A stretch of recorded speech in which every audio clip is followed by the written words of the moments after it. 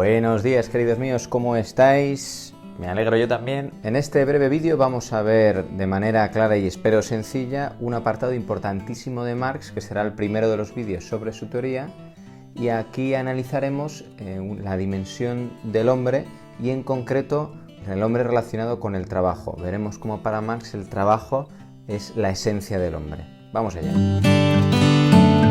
Bueno, en primer lugar, Marx considera de suma importancia tener en cuenta el hecho de que el ser humano es un ser material que, como todos los seres vivos, tiene necesidades.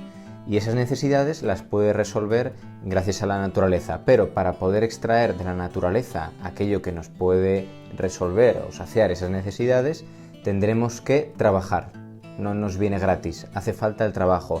Tendremos que exprimir a la vaca o cortar la leña para de ahí poder sacar prendas, edificios, de ahí sacaremos todos los bienes que necesitamos pues para poder vivir. Es más, afirma Marx que lo que distingue al hombre de los animales es que ha de fabricar los medios para sobrevivir y de esta manera transformar la naturaleza que él tiene a su alrededor. El águila simplemente pues va y coge su comida.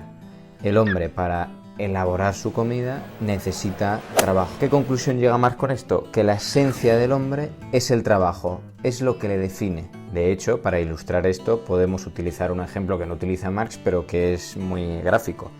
Cuando le preguntas a un niño pequeño qué quiere ser de mayor, pues no te contesta quiero ser feliz o quiero ser padre normalmente. ¿Qué es lo que te responde? Pues quiero ser juez, quiero ser futbolista, quiero ser cocinero o quiero ser médico. Es decir, con la profesión, ¿qué es lo que vas a ser de mayor? Y uno piensa en su profesión, en su trabajo, como si eso es lo que nosotros somos. Entonces, el hombre trabajador se crea a sí mismo, se hace y se desarrolla transformando la naturaleza. Y, aspecto esencial, mediante el trabajo, el trabajador se proyecta, pone algo de sí mismo en el trabajo. ¿Qué quiere decir esto? Que pues, una persona que, por ejemplo, quiere construir una silla, le dedica su tiempo, le dedica su imaginación, pensando cómo será la mejor manera, un esfuerzo para poder realizarlo, para montarlo, para preparar cada una de las piezas, su habilidad, porque no cualquiera lo puede hacer bien, los conocimientos, ha tenido que tener experiencia y cuanta más experiencia tenga, pues mejor lo podrá hacer, ¿no? Todas esas cosas que son tuyas, que, de tu historia, de tu vida, tú las estás poniendo en el objeto que estás creando. De tal manera que dice Marx que el producto es como una objetivación del trabajador, es como si el trabajador de alguna forma se hiciera objeto, ¿no? El trabajador pone algo de sí mismo en el objeto, se objetiva, se exterioriza y de esta manera los hombres humanizan la naturaleza mediante el trabajo, le ponen algo humano a la naturaleza y esto les diferencia del resto de los animales. Y por último, otro aspecto elemental, esencial del trabajo como dimensión propia del hombre es que mediante el hombre entra en relación con otros hombres y así es como se construye la sociedad. Gracias al trabajo se relacionan las personas y estas relaciones que se establecen son las que van constituyendo el tejido social. Y por esto podemos llegar a pensar con Marx que la persona se constituye en sociedad, necesita la sociedad. Esto que hemos visto hasta ahora será el punto de partida fundamental para entender toda la crítica que hace Marx a la situación actual de su momento sobre las condiciones laborales que tienen los trabajadores. Si el trabajo es la esencia del hombre, tener unas condiciones laborales pésimas llevará ese estado pésimo a la esencia del hombre. El trabajo es la esencia del hombre, es donde él se realiza, donde él puede exprimir toda su creatividad, toda su habilidad, toda su historia, ponerla al servicio pues, de otros hombres, de sí mismo, de transformar la naturaleza. De esta manera es como el hombre se debería realizar. Y sin embargo, ¿cuál es la situación que encuentra el trabajador en la época de Marx? La situación es la siguiente: los dueños de las empresas y las fábricas tienen que explotar laboralmente a sus trabajadores para poder mantener un ritmo de producción elevado y ser competentes en el mercado. Esto es lo que lleva a Marx a explicar que en el trabajo se produce una alienación del hombre. ¿Qué significa este palabrejo? Alienación la utiliza Marx como sinónimo de enajenación. Quiere decir que el hombre pierde algo que debería poseer por su naturaleza. Algo que es suyo, que debería ser suyo, que le corresponde, lo pierde. Entonces, claro, pierdes tu naturaleza, ¿no? Pues va a decir Marx que el trabajo que vive el hombre de su época es alienado. ¿Por qué? Porque convierte al trabajador en una mercancía más, es decir, en un producto intercambiable. Igual que yo tengo herramientas como martillos, tengo serruchos, tengo carretas, tengo hombres. El hombre se cosifica, se vuelve una cosa más de las que yo tengo y lo intercambio. Claro, ¿con qué nos encontramos? Con que el trabajador deja parte de su vida en el trabajo, en el objeto producido, pero luego este pasa a ser propiedad de otro, del dueño de los medios de producción, del capitalista que tiene su fábrica, que tiene su empresa y se los queda. ¿A qué consecuencias lleva esto? Que son unos pocos los que acumulan todo el capital, todo el dinero y todos los bienes. Son unos pocos los que se van quedando los productos y los que mediante el comercio van quedándose con toda la riqueza que produce, mientras que los demás se mantienen en el mismo nivel sin aumentar su capital, sus bienes. Además, el capitalismo impulsa y favorece la división de trabajo. ¿Qué quiere decir esto? Que para realizar un producto pues se lleva un proceso. Por ejemplo, para elaborar la silla de la que hemos hablado antes, primero hace falta recolectar la madera, luego hace falta alguien que la talle, hace falta alguien que le dé forma, hace falta alguien que una todas las piezas.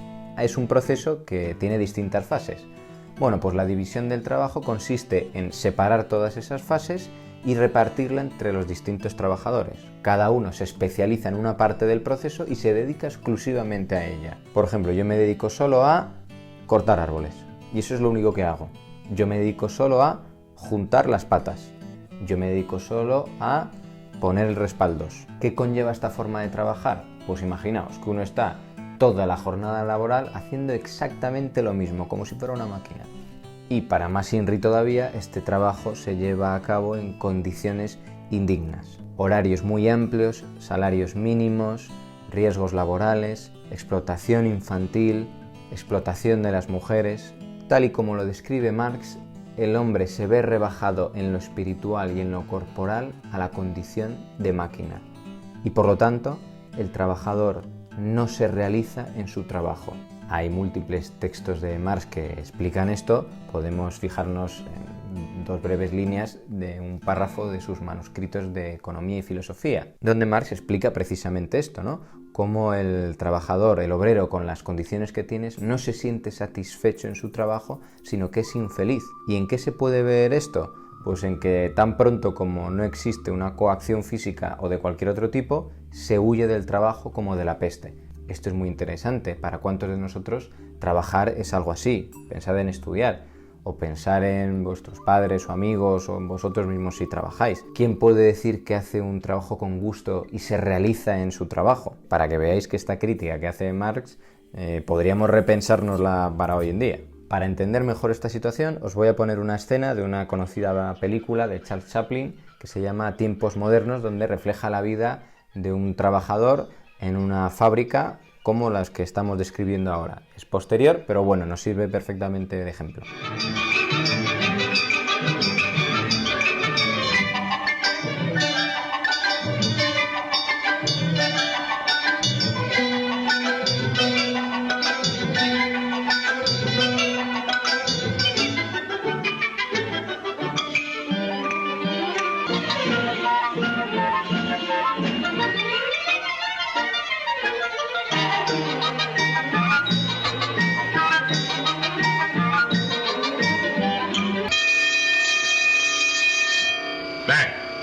Section 5, more speed, 4-7.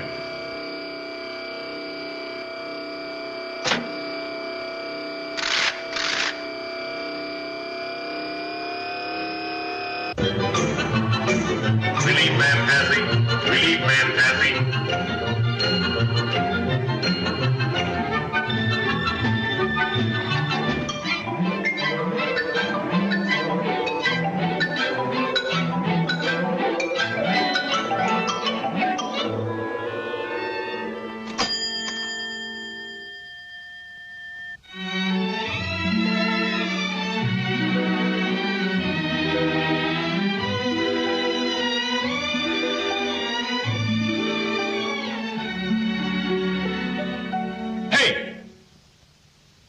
Quit stalling. Get back to work. Go on.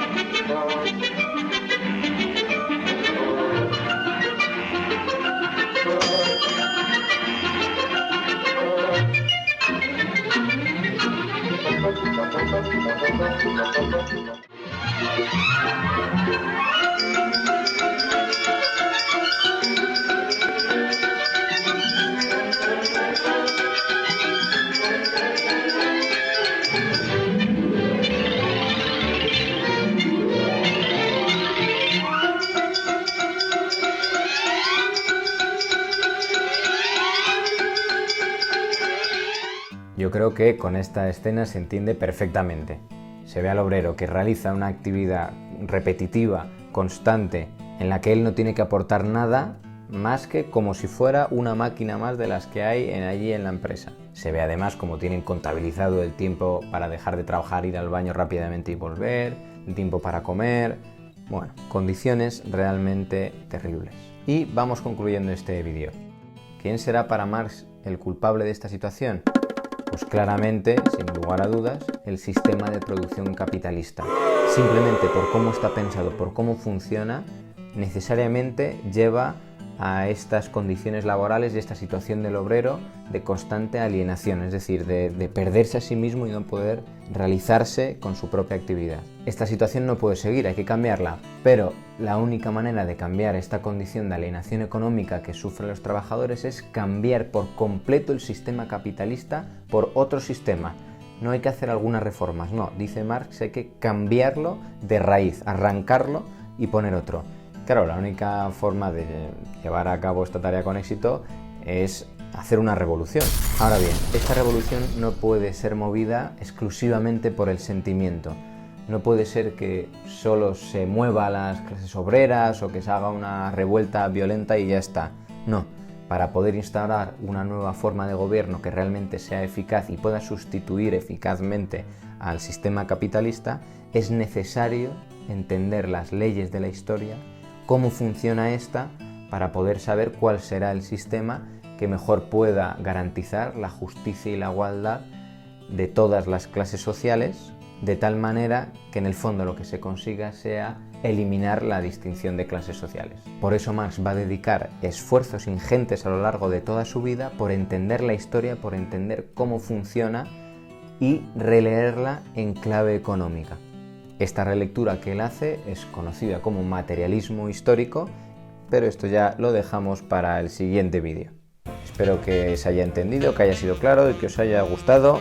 En caso de ser así, nos veremos próximamente. Un saludo.